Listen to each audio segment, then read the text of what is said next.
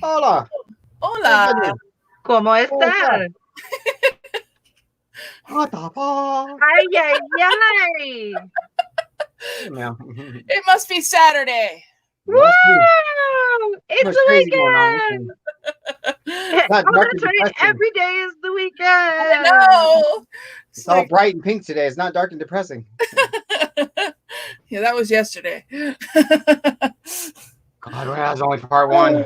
God. Today we get to talk about fun stuff. Because today we're Yes. talking about RuPaul. RuPaul is always Come fun. on. So we are on Nice. episode 7 of season 12. The Madonna show, or what was it called? What's the episode Madonna called? episode. Yeah, whatever it's called. The Madonna. She called it the Madonna Rusical. Rusical. Yeah, Yeah. certain songs that are kind of staples every year. Rusical is one of them. Yeah. And it comes out on iTunes. It usually comes out on iTunes like right after the Hey, episode. baby. Let me see here. Hey. It's let me see if that Rusical's up there. Music up.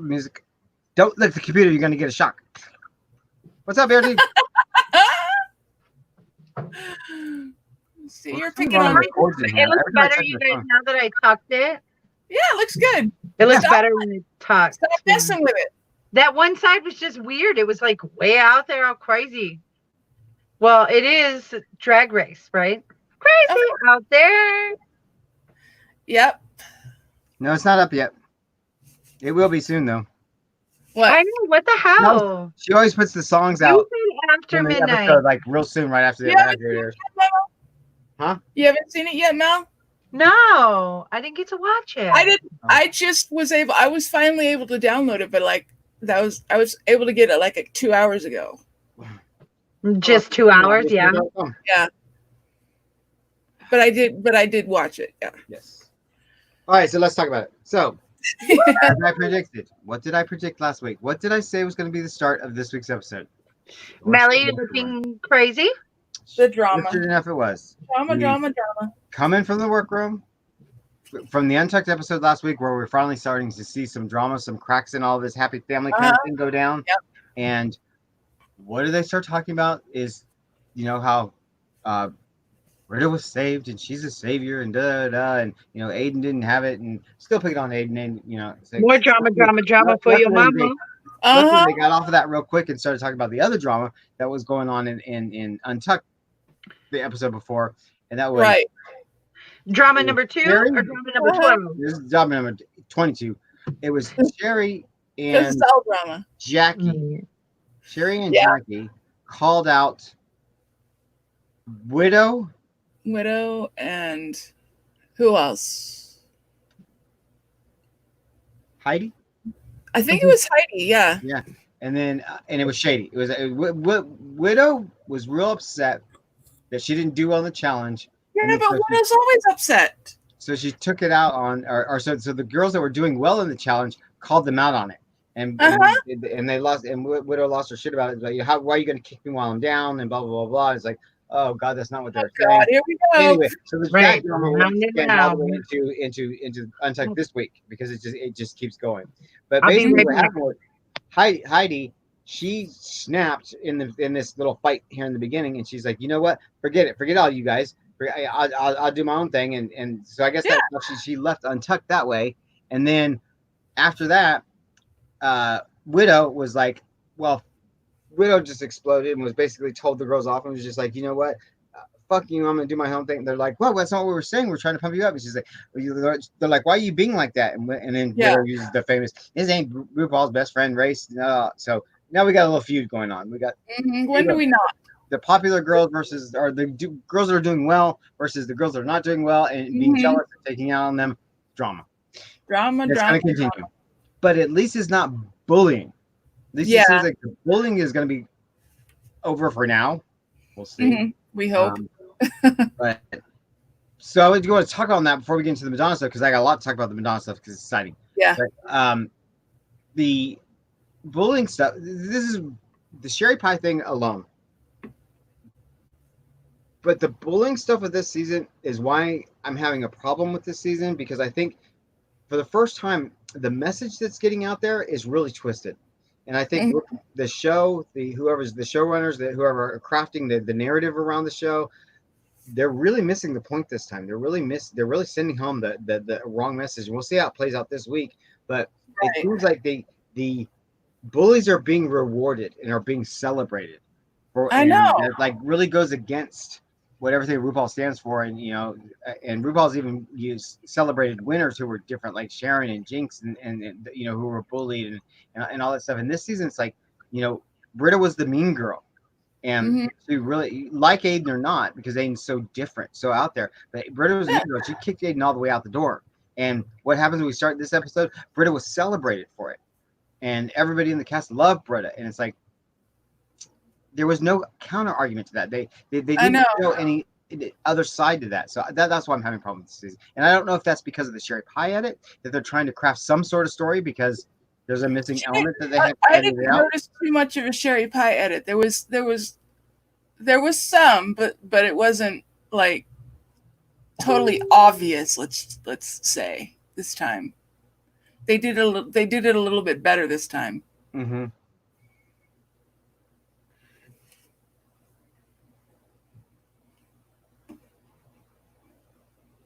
Oops, hold on. What? Oh, That messes. I don't understand. So anyway, so yeah, so we're gonna see this kind of celebration of Britta go all the way out the door, all the way to the end, and it's like it doesn't sit well with me. But now we'll see where the narrative goes after this week. We'll see how the show crafts itself. But all in all, at the end of the day, this is going to be a season that's looked back as kind of a lost season, a lost cause, because everything that makes RuPaul great was kind of lost this season. It started out with absolute controversy. It started out with this news media just all around the world. Then now it's coming out even halfway through the season that the stuff that Sherry Pie had been doing was a lot more sinister than people thought. And so that's the news is recycling around again because new accusations have been coming out, and so that's gross. And then you're not going to have a finale. There's no way to crown somebody. They're not going to have DragCon. They're not going to have all that the tour, and so it's just everything that makes the season of RuPaul's is kind of dead. So it is what it is. So we'll just talk episode by episode, challenge by challenge. So this week's challenge is the Madonna Rusical. Those of you that are listening for some reason don't know what a Rusical is. A Rusical basically is every year, at least once, RuPaul does certain challenges that are staples. Going into a RuPaul Drag Race season, you're going to see the ABCD challenge, like snatching. You're always going to see a snatch game. You're going to see the reading mini challenge where they put the glasses on. Always. You're going to see the puppets. Always. You're going to see a Rusical, and that's what we're seeing right now. And the Rusical basically is they take a popular Broadway musical or a proper recording artist or a movie or something, and they make their own lyrics up, or RuPaul's film or RuPaul songwriters make their own lyrics up, kind of fun and campy, and the drag queens perform to it. And that's what this was. This was a look at. It was basically a celebration of Michelle Visage's love for Madonna. Michelle Visage is one of the most pronounced die-hard Madonna fans on the planet. She worships the ground she walks on. And I was thinking about this today because when I was watching it, and watching the younger queens not get Madonna. And this is what people of the new generations don't understand. For those of us who have been, I'm a die-hard Madonna fan. I've been following Madonna since the first album came out. I remember going to buy Like a Virgin, the second album, on the store shelves. I like her earlier stuff. I've been to all of her shows from Drowned World on, except for this recent one. It's it's like a little cult. We're Madonna true and trues. And the new generation of gays and young kids coming up don't really understand the history of Madonna. And like her music or not, like her controversy or not, what Madonna did to the movement, not only the gay and lesbian community movement, but also to the music movement, to censorship, period, was she paved the way for what we have now. I mean, if it wasn't for Madonna, and it wasn't for Madonna taking all the risks that she took, throughout her career, Gaga wouldn't be able to do the things that she does. Yeah, I know. Beyonce wouldn't be able to do the things because Madonna was the one that took the risks. You know, Madonna went on the heels of Cher and stuff and went for it. And she took the risk. She risked, you know, imprisonment. She risked being arrested. She risked, you know, financial ruin. And and everything, it all benefited all the next generation. And that's what she did it for. She did it for change. And in the 80s, when Vogue was coming out, Vogue and Blonde Ambition Tour and Truth or Dare, that was her big, huge stand up for the gay community and for the AIDS crisis. And Madonna put a name to it. Madonna put a face to it. And before that, in the 80s, people didn't talk about AIDS. People didn't, you know, that was the gay disease. You didn't talk about it. It wasn't in the news media. Madonna went on stage during that Blonde Ambition tour, and she spoke about it every single night. She blasted it in her songs. She blasted it everywhere. And the gay community embraced her for it. And that's how Madonna became a big gay icon, is because she was one of the first ones to stand up for it, for nationally, vocally, for the AIDS crisis. And so she brought recognition to that. So she's a huge pioneer in that whole movement. And so you know, love or hate her music, love or hate what she does, and with the sex as well. It's like, you know, when Madonna did Erotica and did the sex book and did Justify My Love, and it's like people were like mortified, and she lost her career in America for several years for it. And she never really fully recovered for her popularity in America for it, but she brought new light to censorship and what censorship meant, and what you can't, what is okay to can't see, you know, in books and TV and movies. Look at what we see in Game of Thrones every single week. You know, Madonna was a pioneer in doing that. You know, for the American. The Justify My Love video that they talk about in the song that RuPaul did, the Justify My Love video got banned from MTV. It was absolutely just considered the most pornographic thing in the world. You had to buy a VHS tape for it. You had to, like, it was almost like buying like freaking child porn. When you went into the record store, you had to like almost like whisper it. Do you have Justify My Love? You know, VHS, and it was like in this black slipcase, just like those old black porns. Yeah, they were trying to hide it. They didn't want anybody. There's nothing, no nudity or anything like that in the Justify My Love video. It was just the song and the nature of it. So like, look at that compared to where we're at with like Game of Thrones and things like that. It's amazing. But she took the risk. She put it out there, and so she's a pioneer in her own right, and it's amazing. And that's really what this episode was about. That's really what Michelle Visage was trying to get when she said she wanted to do Madonna musical and everything, was to show her love and everything that Madonna brought forth to the community, to music, to censorship. And they got that in this song that they did. Well, yeah, this was a fun episode. It was cool. I can't wait to get the song, because I really liked the lyrics that they wrote. We'll go through them each one by one, because usually when you listen to a musical or a little campy thing, you kind of tune the lyrics out a little bit, because they're just kind of, you know, just campy. There's a lot of history in this song. It's really cool what they did. People are always asking, is Madonna ever going to be on RuPaul's Drag Race? Hell no. Hell no. The thing about Madonna, just like RuPaul, Madonna's about the paycheck, and they can't afford her. There's no way in hell they can afford her. It's pretty crazy these days, anyway. So, but all the queens took a different genre. Yeah, a different kind of period. And Madonna was one of the big first entertainers to reinvent herself every single turn. You know, a new album had to have a new theme, a new look, a new style, and if you listen to all of the albums, they all have a different kind of musical kind of feel to them, musical kind of genre to them. And that's what Madonna's been known for. And is her reinvention. What is she going to look like next? What is she going to sound like next? You know, you look at the disco phase of Confessions doesn't sound anything like, you know, the country-esque feel of music. You know, it's all different. But that's who she is. Some of it's really great. Some of it's, you know, okay, Madonna, you tried. Nice try. I'm a fan of her early work, but not so much her 90s work. Yeah. But the okay. Yeah, she well, hold on a second. She basically in the 80s, she was a product of that packaged star in the 80s. How Madonna got her career start was, first off, Madonna was always, you know, a fuck you in your face kind of person. I'm going to do whatever I want, and I'm going to get there, you know, on my own. And so what she did, she left her family. She says, real tough family upbringing. She had a real strict father, a huge family. She's got 12 brothers and sisters, a huge family. Louise. Huh? What's that? Louise, yeah. Huh? Louise. And so they lived on a winery, and anyway, so she left. She wanted to be exploring, and God, she goes to New York with like no money on her, and tries her hand. Well, she ends up working for this modeling agency that was having her do like nude stuff and stuff. That she went to Italy and France to do this. While she was there, she met a record producer that crafted the first 2 albums. The first 2 albums were made together. They were made as a package deal. To get her out now.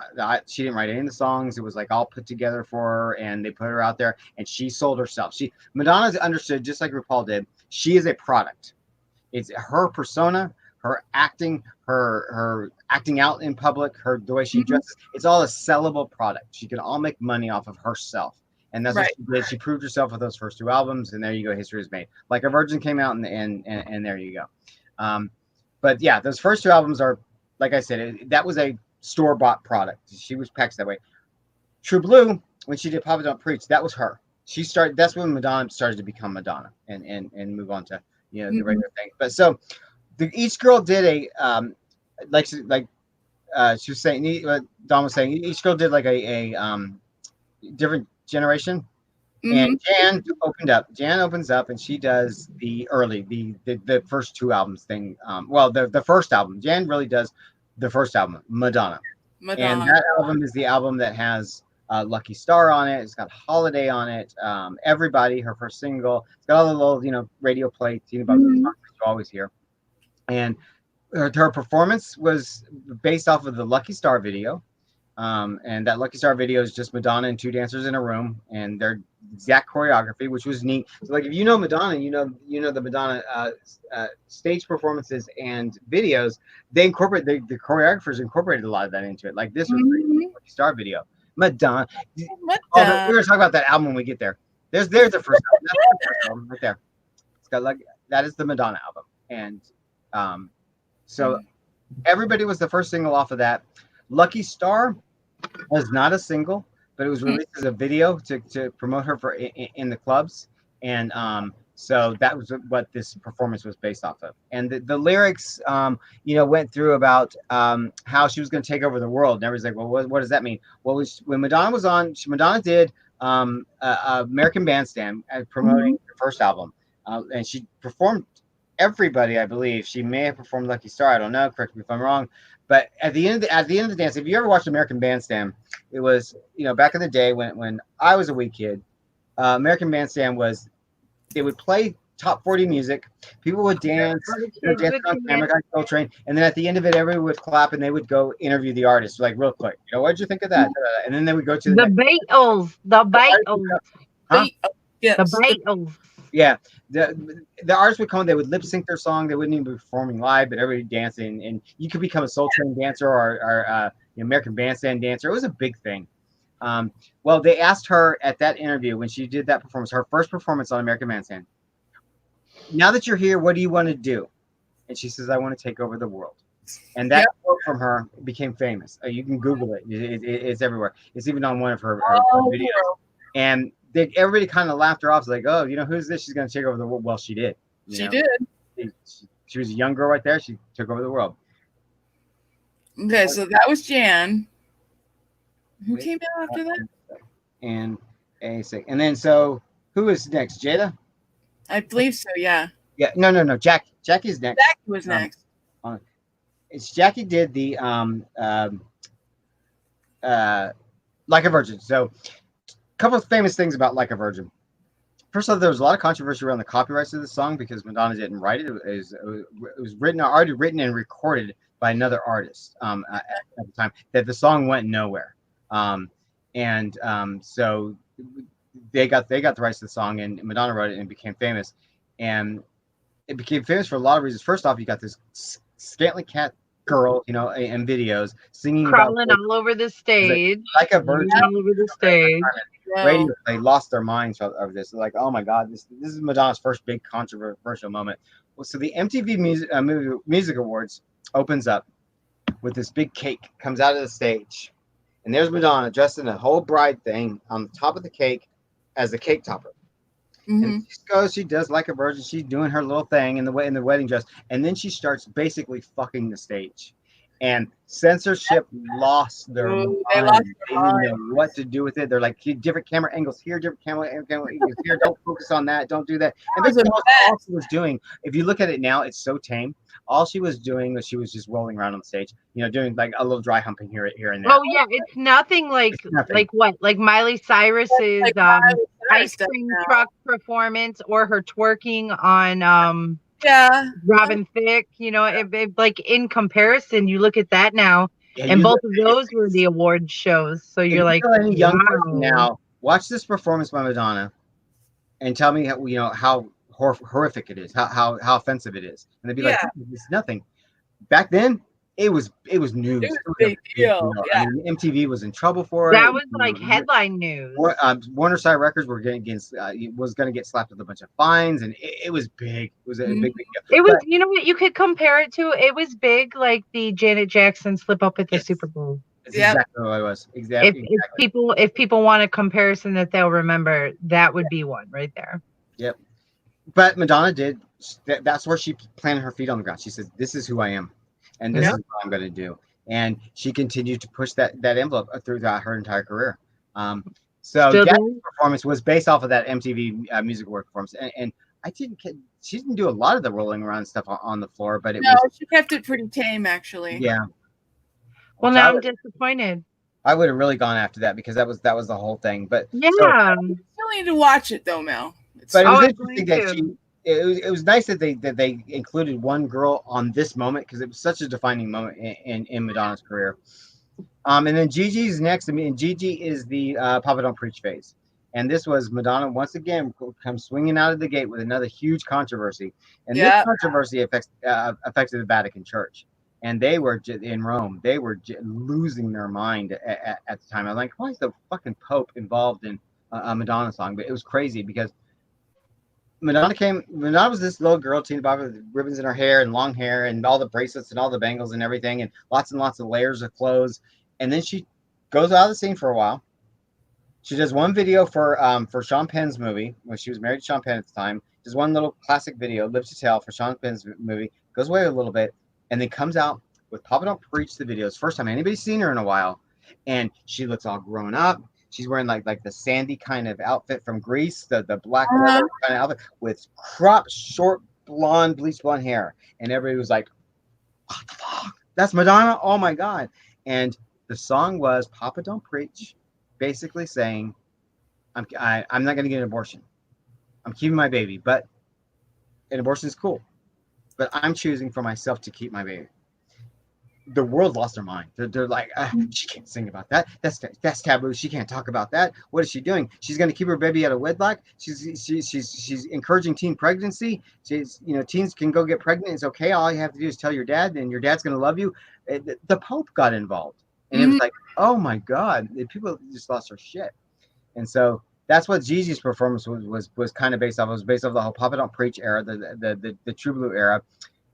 There's some lyrics in Gigi's performance that go into the Blonde Ambition era, which is interesting because the Blonde Ambition era doesn't happen till later. But they incorporated some Blonde Ambition stuff in there. I don't know. But that's what Gigi's performance was. It was that period. That's what the song was based off. B said, I'd like to find out if Utah even allowed her to perform here. They're known to block performers like Ozzy back in the day. Probably not. The first couple tours, I'm sure. Yeah. I'd have to look it up. I can look up all of our tour dates and see from there. So then Britta comes on. We're gonna talk about Britta later, but Britta comes on and she got because when they were giving out the parts, Britta had to have the cone bra Madonna. I have to have cone bra Madonna. I want cone bra Madonna, and everybody knows cone bra Madonna because it's such a famous look that she had from the Vogue era. And there was Jean-Paul Gaultier, the famous designer. He became world famous for designing that look for Madonna. And that brassiere. People don't think about when you're casting yourself for a role or thinking that you're right for a role. It has nothing to do with what you look like or what the costume is. So she gets this era of Madonna that she just completely doesn't fit, completely tonally doesn't fit. But she wanted. I want to be the one to wear the cone bra Madonna. Well, okay, knock yourself out. So the Cone Bra Madonna is Vogue. It's Blonde Ambition. It's Express Yourself. There was a period in the Where's Your Album? Like a Prayer album that came out where she released the music video for Express Yourself. Was the first time. We'll talk about Like a Prayer in a second. She released the Express Yourself video, and that had the jacket with the slits cut out of the tits. And the cone bras coming out of there. That was the first time she wore it, and then she did it again for Vogue. Yeah, it's a beautiful picture. Did it again for Vogue. She did it for the Blonde Ambition tour. Became famous. The cone bras became famous. Mm-hmm. That's probably, to me, this album, outside of Erotica, was the biggest controversy period for Madonna's career, because it kicks off with the burning of the crosses. Well, first off, it kicks off with that album, and that album was soaked in incense. Did you ever buy one from the store at the time, Mel? Yeah. And it was soaked. I forget what the scent was, but it was soaked in this incense scent, and that shit made your whole house stink of this album. You open it up, and this album it was the first time there was a scented album, and it was just like your hands, your clothes smelled like it, everything smelled like it. Oh, it was powerful, really, really, really powerful. It's such a beautiful picture. And she was the first single off that album was Like Prayer. I like that one. Kicked off a Pepsi promotion. You guys remember? She was going to air that Pepsi commercial, and the video comes out, and there she is dancing to a Black Jesus burning the crosses. Ooh!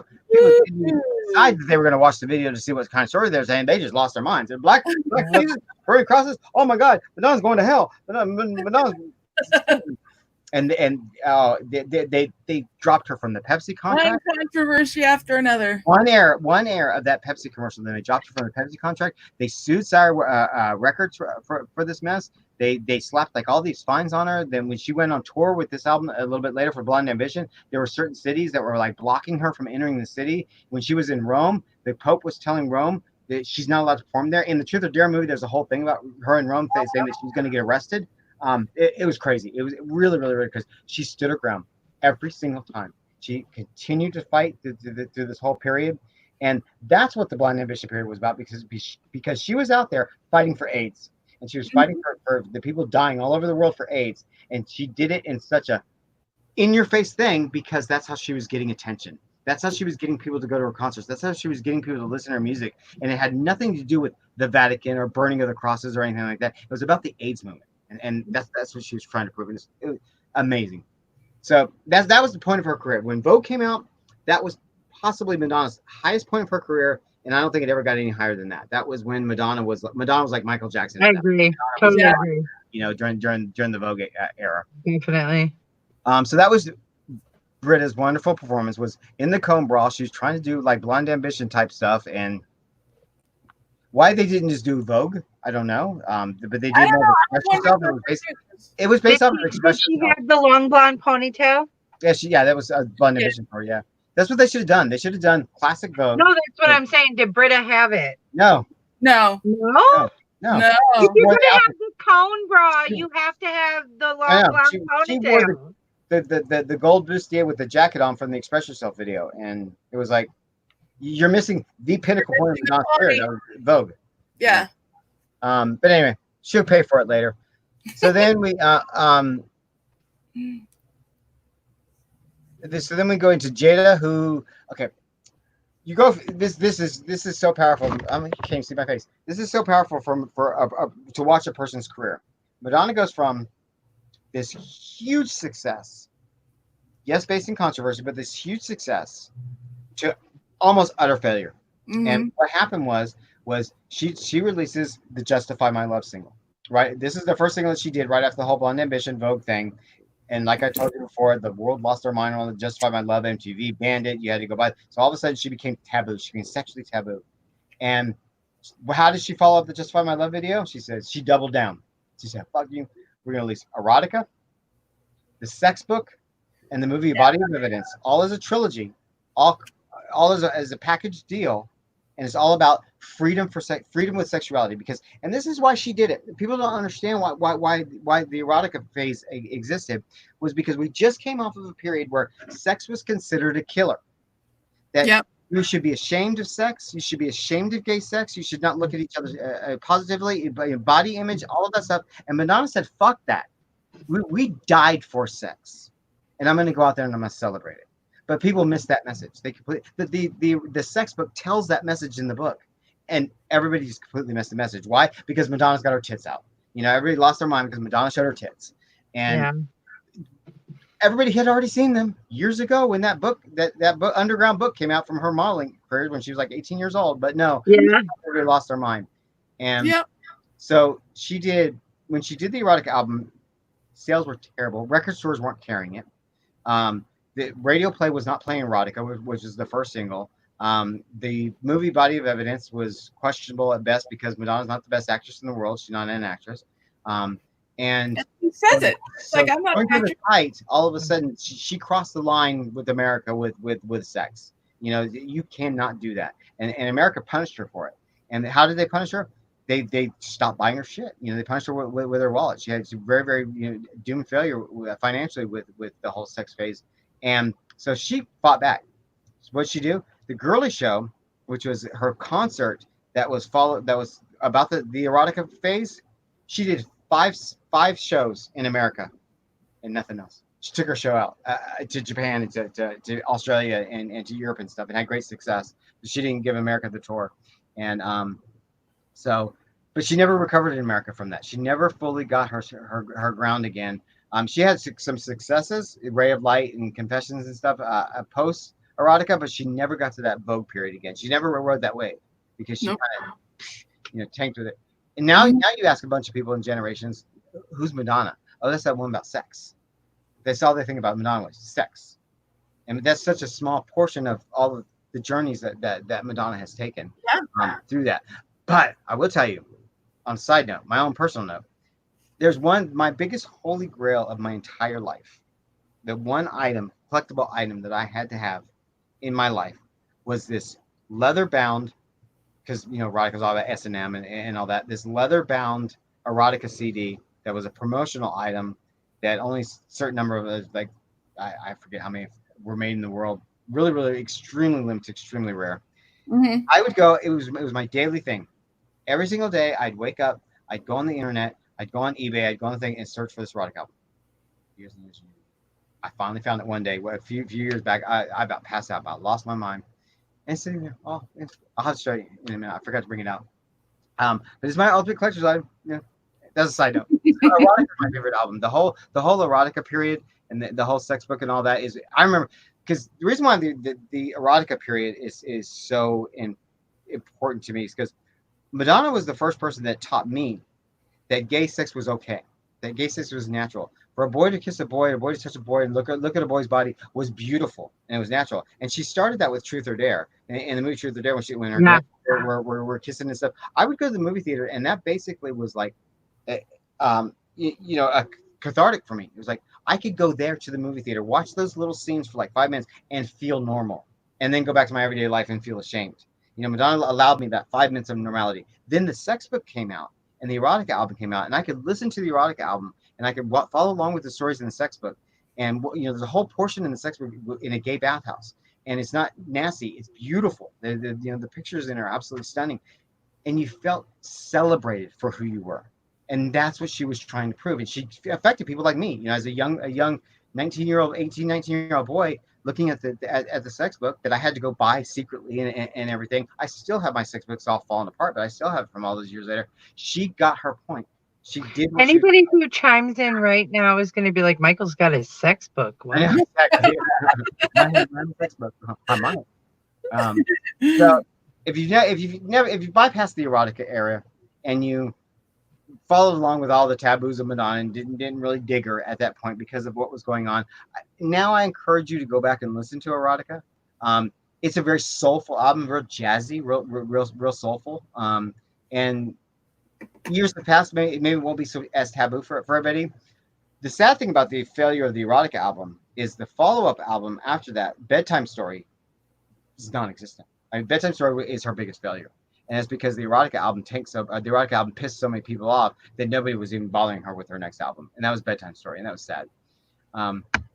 So anyway, Jada did the Justify My Love video, and this song right here was talking about this period that I just talked about. It was all about the sex, all about the period. And if you listen to the lyrics of the song, even though the song's based off of Justify My Love, it talks about the whole erotica period and all of the controversy that caused. So then Sherry Pie comes up. We actually got to see all of Sherry Pie's performance, and we love Sherry Pie this episode. It was weird. It was like 1 minute they edited her out, and now all of a sudden she's in there. And I think with less and less girls, we're going to see more Sherry.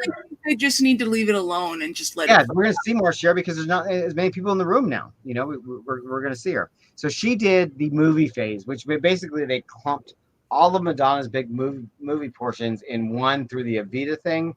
And Madonna has had a rocky career in movies, and movies for Madonna has just been like her own passion. She wants to be an actress. She wants to be on the big screen. She doesn't have the talent to do so, but she's got the money to do so.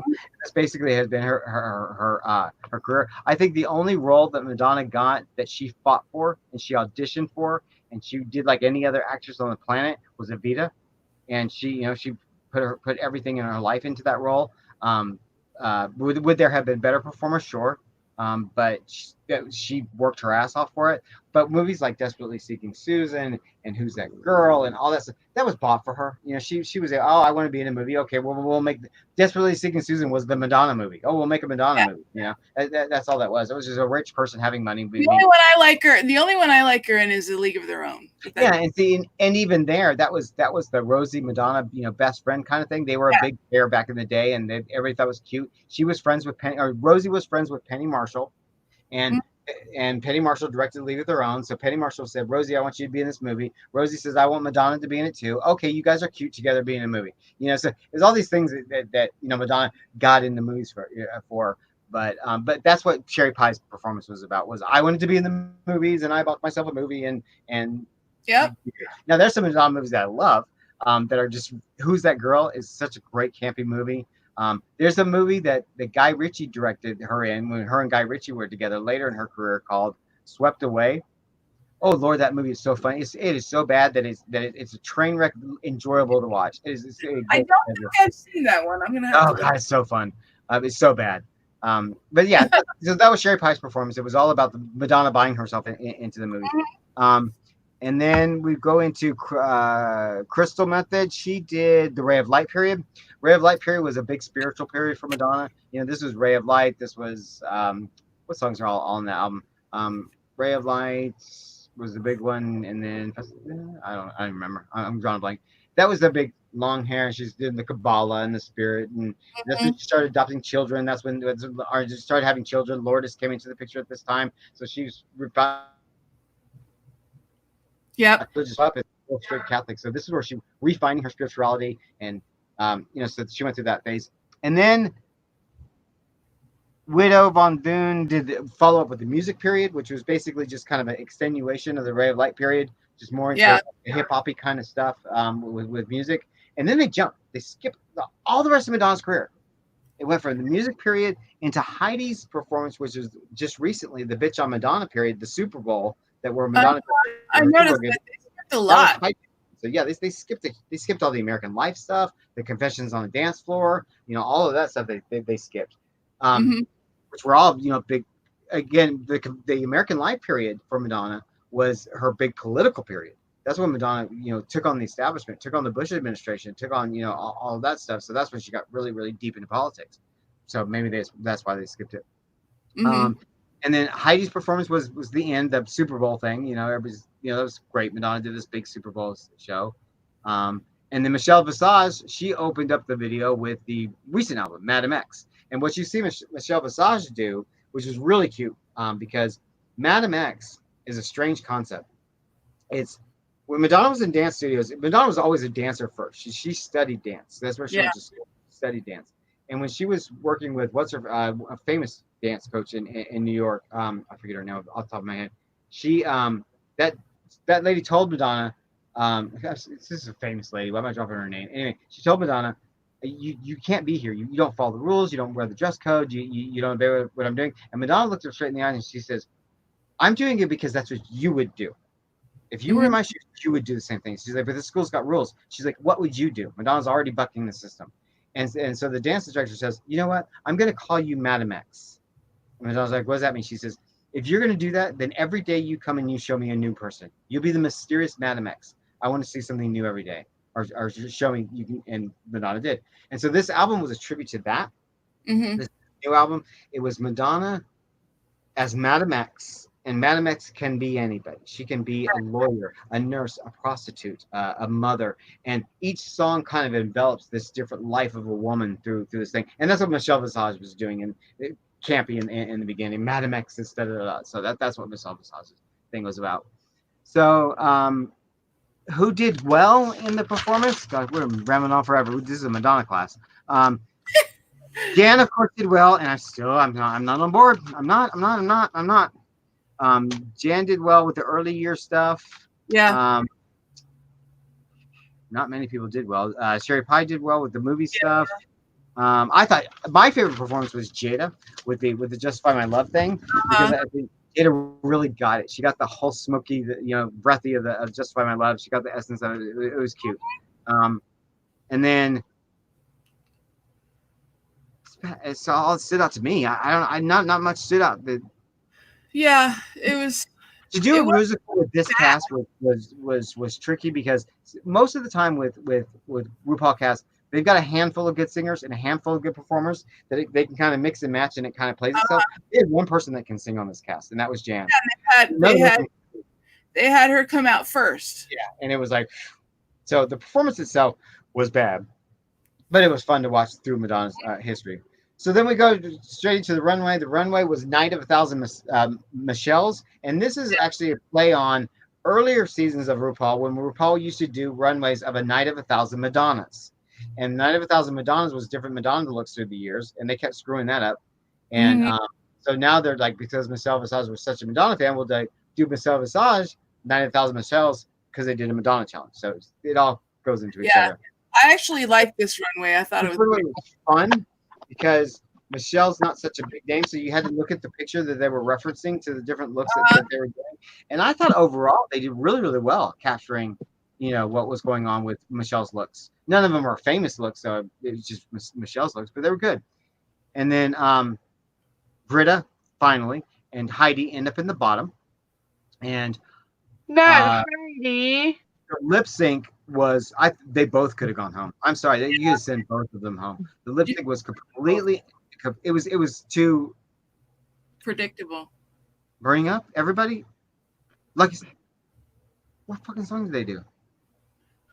One of the early ones. Was it Burning Up? I'm burning up for you. Okay. Neither one of them got the essence of Madonna. Neither one of them got the spirit of the song. It was just. Oh, the other one were lip syncing. That one's one of my favorite songs too. I'm like, didn't get it. Oh my god, it was a mess. It was absolutely a mess. It was just they both could have gone home. I would have been happy with either one of them going home, or both. So Britta goes home, and Ding Dong the Witch is dead. The big bullies is it, and then I was smack jawed by my jaw on the floor. We go into Untucked, and what are all these bitches doing? They're crying over Britta.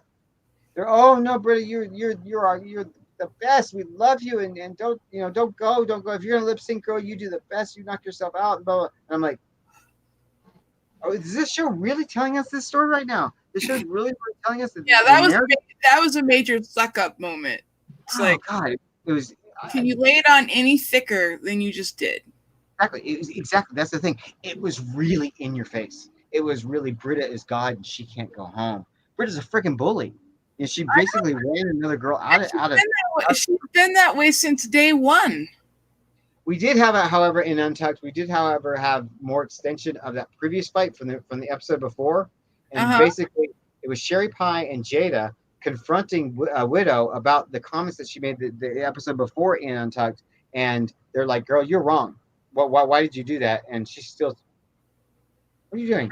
What are you doing? One second. I just want to say, hey, I want to say bye to everybody. I got to go. I got a family thing. I got to go. All right. Well, go ahead. I love you. I'll message you guys later. Okay. All right. Bye, guys. All right. Bye, everybody. Bye. I think Melly baked. Anyway, so they have the confrontation. They called her on her, and Widow's standing her ground. Widow realizes that she's been called out for it. and she didn't really have a comeback to it, but she's still gonna stand her. I think Widow's gonna be our next problem, because she's getting. I saw that coming a mile away. Yeah, that real defensive kind of bitchy kind of attitude. We'll see what happens. But I want to see if this is it. My biggest take going into next week is the show going to be different now that the bullying is gone, that storyline is gone? Or is it just going to pick up with someone else? Exactly. I mean, I don't know who they'd be picking on at this point. I mean, Heidi's kind of been in her head. She's been picked on. I don't think she has, but I think Heidi's starting to get defensive that she thinks she's being picked on. I don't know. This whole cast is weird. It's I don't know about this season. It's like they're not as smart. Or is it just because this season has been tainted or completely? Their looks are fantastic when they're all professionally put together. These queens are great. Their level of talent is not up there, it normally is.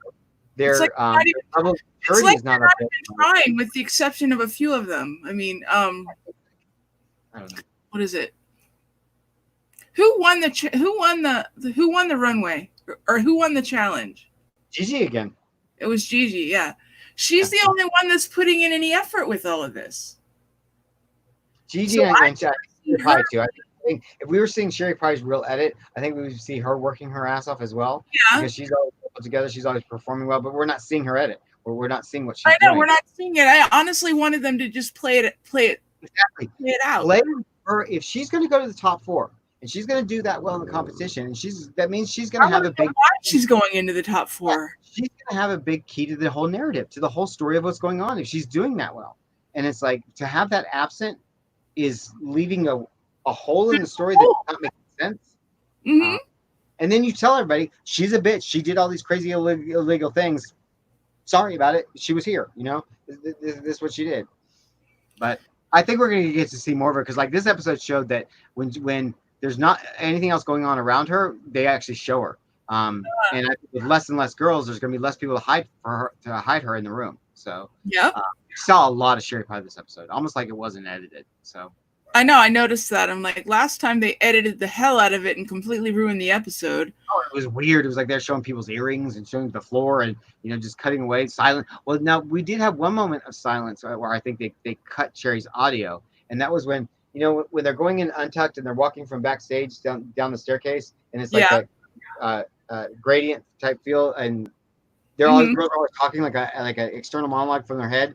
Well, they had a couple girls come out, and then Sherry comes out and it's silent, and then she walks by, and then it picks up again afterwards. So they did cut that, I believe. Yeah, I honestly think that Gigi's going to be the one coming out on top on this one. I do too. Star. I do too. I think. Well, it's interesting because they were going to go into a top 4. There's a top 4 at the end of this season, just like they've done before. And I think that the quest was to do that duel off with the lip in the finale, because they have. But now that Sherry's not going to the finale, now that there's not going to be a finale, and there's only 3. I don't know. I think the winner might how they decide the winner might be a little bit up in the air. I'm not sure. But one thing you can count on with RuPaul, hands down, across the board, you look at every single season, do the math, calculate it, RuPaul will always crown the highest competitive queen. Period. Yep. You're taking runway looks, you're taking challenge wins, you're taking mini challenge wins, and whoever comes out on top of that gets the crown. Now, sometimes it's harder to decide who comes out on top of that, but you can always do the math when you go back. Because I love the whole speculation at the end of the season. Oh, who's going to win? Who's going to win? Vote for your favorites. Like, we can already predict who's going to win. Go do the math. RuPaul will be fair and pick the winner. So if Sherry comes out on top of that in the math, it'd be interesting to see where it kind of goes. The only time that didn't happen was when Trixie won All Stars, and that was because the girls got to eliminate whoever went into the finale. So your leading person first was Ben de la Creme, and she quit, and then second it was Chancellor, and they eliminated her. So that was the only time that was screwed up. Yeah. Other than that, RuPaul crowns the leading queen. If Gigi's leading when she goes into it, yeah, she deserves it right now. Yeah, she does. I'd hate to be the winner from the season, though. I mean, what a waste. The whole season is just tainted. What a waste. All the been sucked out of it. Yep. And it feels like that. When you watch it, it feels like that. And it's so depressing to watch. I feel bad for the girls that are involved right now because of all of the scandal that's involved in this season, it ruins the whole aesthetic. Yeah, like me and you were talking pre-show before we went on. We're saying that we weren't even paying attention to the episode.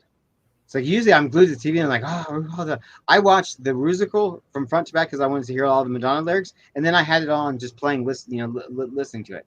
I never do it. Larry, my husband hasn't watched the last 2 episodes of RuPaul. It's like, I don't know.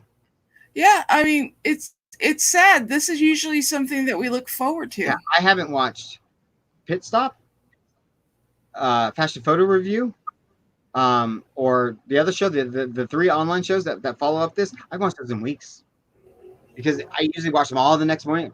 I don't care. Yeah, I know, it's sad. Maybe time. And I wonder if the show's even going to be able to recover from this, which it will. I question that too. I really do. I think there's been a lot of controversy. But I'm pretty sure it will, but it's never the same again. But see, I think DragCon will be, if anything has to save it, it's going to be DragCon that's going to save it, because DragCon is what brings all the people together, and you've got promotion and all that stuff going on. They're not doing it right now because of what's going on. They're not doing DragCons this year, so I don't know. We'll see. It may be a phase in life that's run its course. Maybe. I don't know. But yep, that is the end of the episode, guys. Oh, Wand of the day. Wand of the day. And then what is next week? This one was picked because it's flashy. But also because it reminds me of, I didn't show it, I'll show it tomorrow. It reminds me of that Holy Grail, that erotica album that I have, black and silver studs. But this one is very special. There's 3 of them in existence for years. There's a 2017, 18, and 19 so far. And basically what they are is these are park exclusives on the annual anniversary of the Universal Parks first opening in Orlando. They do a anniversary one once a year. They're limited to 10,000 or something. That's it for the whole run for the year. And you can only get them at the park during that celebration. You can't get them elsewhere except for on the secondary market. And this is 2007. 2017. This is 2017's one, and it was the first one that they did. I'm missing one. There's the only one in my entire collection that I'm missing. I'm missing 2018's one. And you get it? I have found in the course that I've been doing this, I have found it appear on eBay twice, and it was out of my league. And so I'm still on hunt for it. That's my new Holy Grail. It's 2018's celebration one. So if anybody finds it and wants to give me a gift, there you go. I'll show next week for RuPaul. I'll show 2019's celebration. But they're cool. They're the same ones that interact with the magic in the park. They have the same sensors, but they're not designed for any character in mind or anything like that. They're just designed to be rich and royal and a celebration. And they're very beautifully done. But they're weird because they're very toyetic feeling, because they're very light, but you can tell they're very, very. There's a lot of care that goes into them. It's just the other ones, they just feel really light. Beautiful, though. Very beautiful. And tomorrow we will be back discussing 2 more. I was like, Tiger King. Tiger King. Hunter. We'll be discussing 4 and 5. Episodes 4 and 5 of the Tiger King. Next week will be the finale and the new episode. Wait, we're discussing 4, 5, or 4. We can discuss 4, 5, and 6 actually, probably, and then we can discuss the finale and then the new episode. Now we got a new episode. I just broke it up so that we could do, we did 3 the first time. We'll do 2 tomorrow, and then the last 2 on the last one. So we'll have to add that last episode. So. Or we can always change it. It doesn't matter to me, but it's Joe Exotic. And as far as the supposed other episode, we have not heard anything. No, I think I got an air date. Did you? BRT saw an air date to it. BRT, what's that air date on that? I think it's in the programming now. I think that's what he was showing me yesterday. Something about I think I remember that he said something about it airing on the 12th. Which would be tomorrow?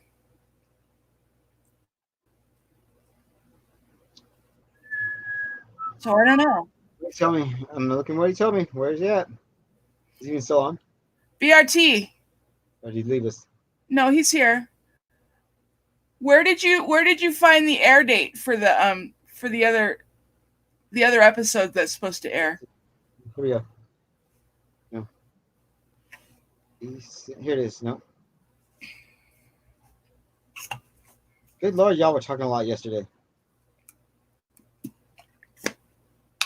Right here. He says, play limited series show 2020, April 12th. Tomorrow. That would be tomorrow. On Netflix tomorrow, April 12th. Thanks to BRT for sending the information. Thank you BRT for letting us know. We'll keep an eye out for that. Yep. After show coming April 12th. Sweet. We'll see what happens. Yeah. Still nothing official from Netflix, I don't think. I know, because usually with that it's all over the place. Yeah. But I have not seen anything. But I guess we'll find out soon enough. Yep. All right. So we are going to get out of here. We will be back tomorrow. Listen to Erotica, folks, if you haven't listened to it. Yes. All right. And we will see you guys mañana. Everybody take care, wash your hands, and all that fun stuff. Don't kiss a cat's butt. Everybody take care. And wrap. No, we're not.